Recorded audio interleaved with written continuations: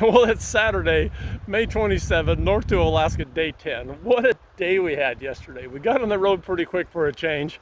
I started spotting wildlife right away. That's our favorite thing. During the drive, we saw white-tailed deer, we saw a lot of black bear, we saw moose, we saw stone sheep, we saw porcupines, and right at the end of the day, we saw a herd of about 30 or so bison sleeping right next to the side of the road. Now, the Alcan, that was ever-changing yesterday. We started out kind of straight and smooth, turned into a windy mountain road, then a windy, bumpy mountain road. Then we got into a stretch of washboard gravel. And right in the middle of that washboard gravel stretch is the Tetsa campground. And we stopped there for their world famous Cinnabon and a cup of coffee.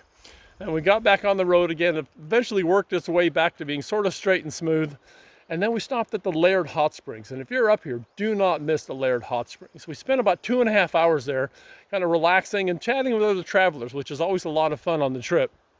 And we left there pretty late. It was almost 9 o'clock when we got out of there.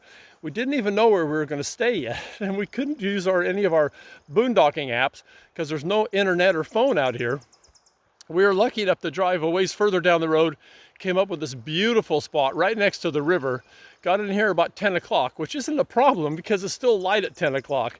Then we just made dinner and went to bed at that point. Today we're going to head toward Watson Lake, and we'll see you tomorrow.